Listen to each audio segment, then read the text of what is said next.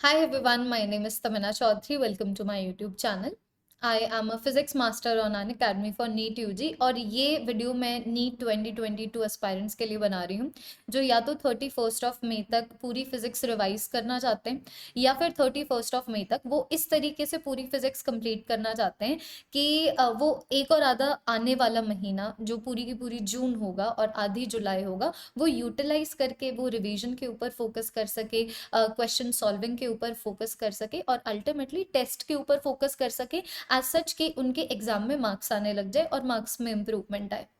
So I am assuming अभी जो मुझे बच्चे देख रहे हैं या तो नीट में बिल्कुल ही नीट के फिजिक्स सेक्शन में बिल्कुल ही तुम्हारा हाथ तंग है या फिर तुम कंप्लीट तो कर चुके हो फिजिक्स लेकिन बिल्कुल भूली भूली लग रही है। ठीक है, तो हम क्या अज्यूम करके चलते हैं, अज्यूम करके चलते हैं हमारे पास नेक्स्ट के 45 डेज है। अब इन नेक्स्ट के 45 डेज को हमें यूटिलाइज करना है ताकि एटलीस्ट तुम फिजिक्स में उतने मार्क्स को टच कर पाओ जिसकी हेल्प से तुम्हारा नीट में सिलेक्शन ना रुके। समझो, अगर तुम्हारी बायो बहुत स्ट्रांग है, गुड फॉर यू।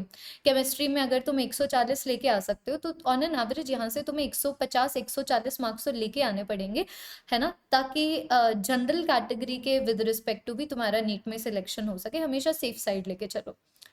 तो there are three things that all of you can do to achieve this target. But first of all, we need to discuss exactly what are you trying to do. Do you want that satisfaction that you did everything, but still you are not able to get marks in physics? Is that your goal? Because I see so many students जिनका गोल वही है, जो 1 घंटे में units and dimensions complete कर रहे हैं, 1 घंटे में न्यूक्लियाई कंप्लीट कर रहे हैं, 1 घंटे में वेव ऑप्टिक्स कंप्लीट कर रहे हैं। कैसे कंप्लीट कर रहे हो 1 घंटे में तुम ये सारे chapters?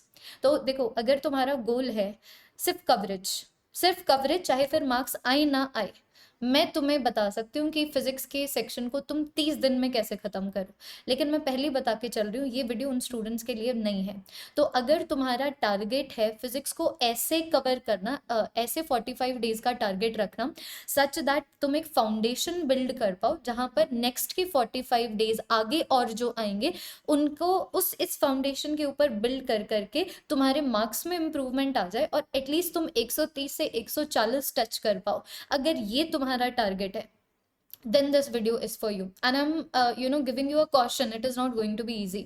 Had this been easy तो तुम्हें बड़े सारे टॉपर्स मिलते, हर बच्चा टॉपर होता, हर बच्चा टॉपर नहीं है ना। हर बच्चा टॉपर क्यों नहीं है? Because this is tough, so it is going to get tough. So fasten your seat belts and let me tell you कि अभी आगे तुम्हें क्या करना है। तो बच्चों, 3 चीजें अभी तुम कर सकते हो, तो अभी डिसाइड कर लो इन तीनों में से तुम्हें क्या करना है। नंबर 1, या तो 31 मई तक तुम पूरे सिलेबस को कंप्लीट कर सकते हो। नंबर 2, या तो तुम 31 मई तक इस पूरे सिलेबस में से जो मोस्ट 80 स्कोरिंग टॉपिक्स है, जिसकी लिस्ट मैं ऑलरेडी अपने टेलीग्राम चैनल के ऊपर डाल चुकी हूँ, मैं दोबारा से डाल दूंगी, तो टेलीग्राम तक पहुंचो और इस वीडियो को लाइक करके इस चैनल को सब्सक्राइब करो। अभी अभी चैनल सब्सक्राइब कर लो, ठीक है। तो या तो तुम 31 मई तक जितने भी मोस्ट स्कोरिंग 80 टॉपिक्स है, तुम सिर्फ इन्हीं के ऊपर फोकस करना चाहते हो, ठीक है, कि इन्हीं को निपटा देते हैं क्योंकि यहीं से 130 140 मार्क्स आ जाएंगे, ठीक है।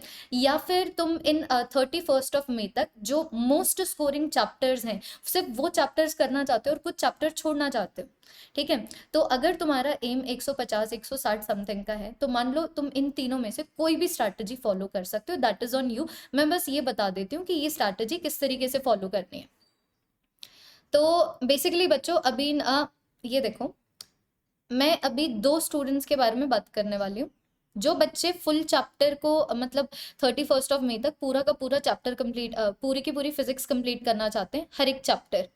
तो तुम्हारी स्ट्रैटेजी ये होनी चाहिए, चैप्टर कंप्लीट करो, चैप्टर कंप्लीट होते ही, ठीक है, चैप्टर कंप्लीट होते ही एनसीईआरटी के क्वेश्चंस लगाओ। एनसीईआरटी एग्जाम्पल क्वेश्चंस भी और एनसीईआरटी के एक्सरसाइज क्वेश्चंस भी इंपॉर्टेंट क्वेश्चंस हैं और बहुत प्यारे क्वेश्चंस हैं, सीधा कंसेप्ट के ऊपर फोकस करते हैं।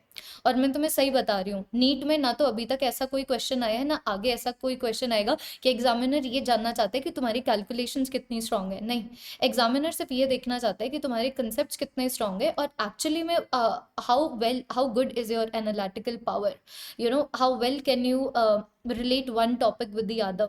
सो एनसीईआरटी के जो क्वेश्चंस हैं, एग्जाम्पल क्वेश्चंस हो गए, एक्सरसाइज क्वेश्चंस हो गए, बड़े प्यारे क्वेश्चंस हैं। कवर करते ही चैप्टर को एनसीईआरटी के क्वेश्चंस लगाओ और फिर प्रीवियस ईयर क्वेश्चंस लगाओ।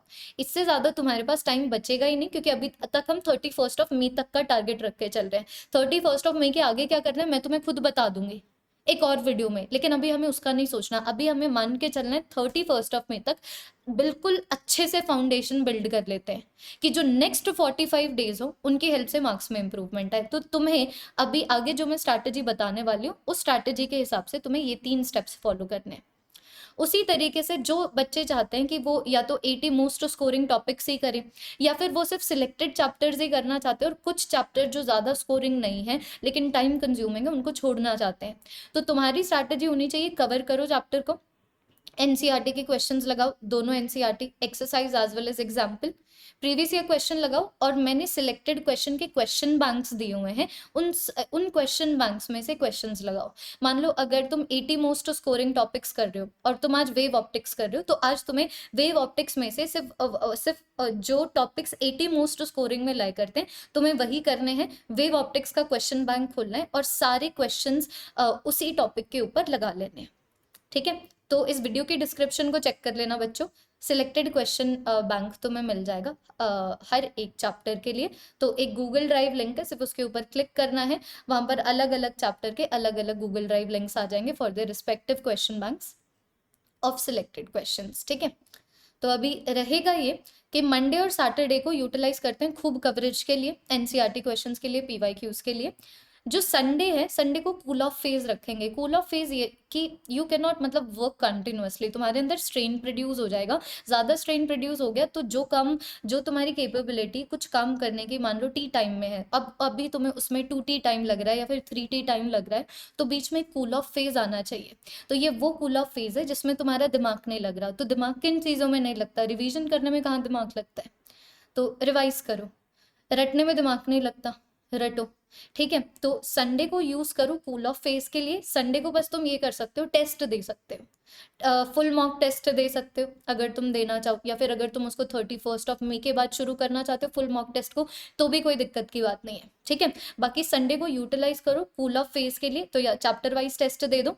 ठीक है, रिवाइज कर लो और थोड़ा सा चिल माहौल में रहो कि यहाँ पर रटने वाले काम कर लो।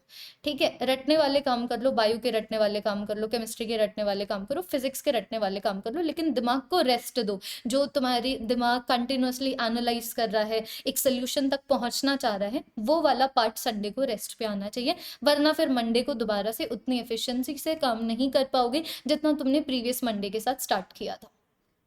ठीक है, तो ये स्ट्रैटेजी होने वाली है। तो अभी बिल्कुल ध्यान से देखो, चैप्टर इस तरीके से कंप्लीट करने हैं। तो मानो अभी कोई बच्चा 18 से देख रहा है, तो तुम्हें ये स्केड्यूल अपने हिसाब से शिफ्ट कर लेना है, लेकिन कंसेप्ट यही रहेगा, स्ट्रैटेजी यही रहेगी, मंडे से सैटरडे कवरेज और संडे को cool off phase, test as well as रट्टाफिकेशन। ठीक है, तो मानो मैं अज्यूम करके चलती कोई बच्चा आज देख रहा है, या फिर मान के चलती कोई बच्चा कल देख रहा है, तो आज बेसिक मैथमेटिकल टूल्स कंप्लीट करो। मैं बेसिक मैथ्स ऑलरेडी करवा चुकी हूँ, तो मैं लिंक डाल देती हूँ इस वीडियो की डिस्क्रिप्शन में, बेसिक मैथमेटिकल टूल्स के भी और वेक्टर्स के भी, ये दोनों एक ही दिन में निपटाओ।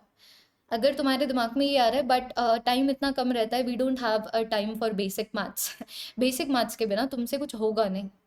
ठीक है, तो बेसिक मैथ्स कंप्लीट करो, ग्राफ्स, कैलकुलस और वेक्टर सबसे ज़्यादा इंपॉर्टेंट है, ट्रिगोनोमेट्री भी इंपॉर्टेंट है, बट अगर मैं सबसे 3 अहम चीज़ें अगर मान के चलूँ, ग्राफ, कैलकुलस, वेक्टर्स है। एक दिन में वेक्टर्स और बेसिक मैथमेटिकल टूल्स निपटाओ। मैंने इस वीडियो की डिस्क्रिप्शन में दोनों के लिंक डाल दिए, basic maths as well as vectors के। ठीक है, फिर बाद में 17 डेट को यूनिट्स एंड डिमेंशंस कर लो। अभी कौन सा तुम्हें कूल ऑफ चाहिए, अभी तो तुम शुरू हुए हो। ठीक है, तो 17 तारीख को यूनिट्स एंड डिमेंशंस के ऊपर फोकस करो। मैंने तुम्हें ऑलरेडी बता दिया कि कौन सी स्ट्रैटेजी तुम्हें फॉलो करनी है with respect to what goal are you having. Do you want to complete all the chapters और do you only want to complete the topics जो मोस्ट स्कोरिंग 80 टॉपिक्स में लाई कर रहे हैं फ्रॉम दैट पर्टिकुलर चैप्टर। ठीक है, तो यहाँ पर यूनिट्स एंड डिमेंशंस आना चाहिए। फिर बाद में यहाँ पर बच्चों काइनेमैटिक्स करो, सिंपल हार्मोनिक मोशन करो, इलेक्ट्रोमैग्नेटिक वेव्स करो।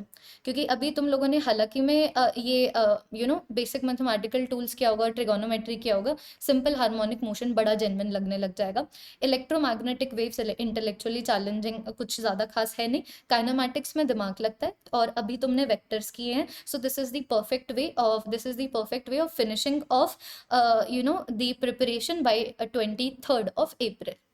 फिर एक कूल ऑफ फेज आ गया। फिर बाद में next week laws of motion करो, डुअल नेचर करो और रे ऑप्टिक्स करो। क्योंकि अभी तुमने हालांकि में स्टार्ट किया है, अभी तुम इतने ज़्यादा फ्रस्ट्रेटेड नहीं हो, क्योंकि जैसे जैसे टाइम जाता जाएगा फ्रस्ट्रेशन भी बढ़ती जाएगी, एंग्जाइटी भी बढ़ती जाएगी। तो ये जो बड़े बड़े चैप्टर्स हैं और इंपॉर्टेंट चैप्टर्स हैं, पहले ख़त्म करते हैं। लॉज ऑफ मोशन आ गया, डुअल नेचर आ गया, रे ऑप्टिक्स आ गया, फिर कूल ऑफ फेज आ गया।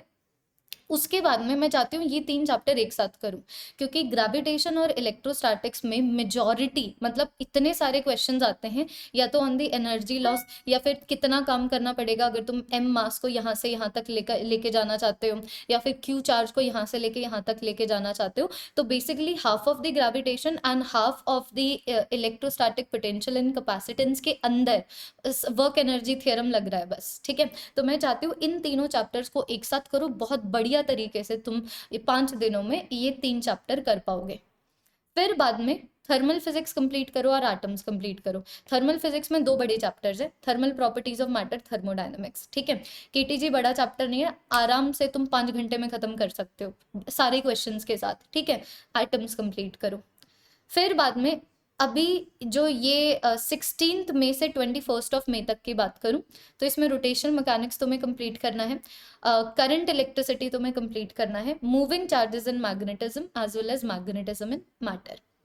फिर बाद में ये वाले वीक में वेव्स करो, वेव ऑप्टिक्स करो, ये दोनों एक साथ करो, और उसके साथ करो अल्टरनेटिंग करंट, क्योंकि इन तीनों में ना फेज डिफरेंस आ रहा है, इन तीनों में फेज डिफरेंस आ रहा है, पाथ डिफरेंस आ रहा है, तीनों को एक साथ कवर करोगे तो बहुत प्यार से कंप्लीट हो जाएगा। साथ में एक चैप्टर कर लो न्यूक्लियर, ठीक है। फिर बाद में एक कूल ऑफ फेज आ गया। अब ये जो 2 दिन रहेंगे, एक दिन न्यूक्लियर कर लो और दूसरे दिन सेमीकंडक्टर्स कर लो, ठीक है। अभी होगा ये ना कि there is a high probability कि मैंने तुम्हें जितना टारगेट दिया है तुम उससे पीछे चलोगे, तुम इससे पीछे चलोगे। मतलब मान लो कि मैंने तुम्हें ये टारगेट दिया, तुमने न्यूक्लियर छोड़ दिया, इसीलिए मैंने ऑलरेडी इस शेड्यूल में 3 चैप्टर्स इंक्लूड करे नहीं है। तो तुम मान के चलो कि अगर तुम शेड्यूल के हिसाब से भी चल रहे हो तो तुम तब भी 3 चैप्टर पीछे चल रहे हो। एक मैकेनिकल प्रॉपर्टीज ऑफ सॉलिड्स, एक मैकेनिकल प्रॉपर्टीज ऑफ फ्लूइड्स, और एक इलेक्ट्रोमैग्नेटिक इंडक्शन, ठीक है। So basically you will be playing with your own brain, ठीक है। You will be keeping yourself in check, because high probability है कि तुम पीछे होके चलोगे, मतलब थोड़ा सा कहीं पे रह जाएगा और स्केड्यूल से पीछे चलने लग जाओगे। तो अगर तुम पहले ही सोच के चल रहे हो कि तुम स्केड्यूल के पीछे हो, तो फिर तुम स्केड्यूल के साथ चलोगे। So this is exactly the difference between a man covering the crossing the river in shortest time as well as shortest distance. तो अगर शॉर्टेस्ट डिस्टेंस में अगर तुम कंप्लीट करना चाहते हो, ठीक है, तो फिर तो नदी के बहाव के अगेंस्ट चलना पड़ेगा। ऑलरेडी इन तीनों चैप्टर्स का बैकलॉग लेके चलो, जिसको तुम लोग बाद में कंप्लीट कर सकते हो आफ्टर 31 मई।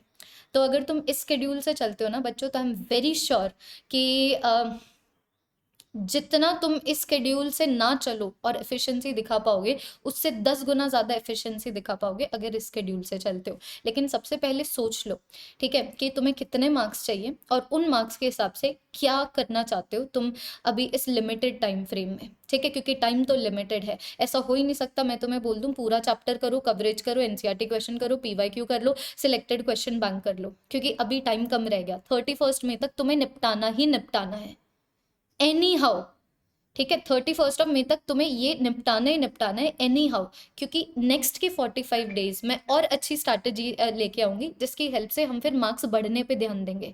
अभी पहले हम फाउंडेशन के ऊपर ध्यान देते हैं कि फाउंडेशन बिल्ड हो जाए, ठीक है।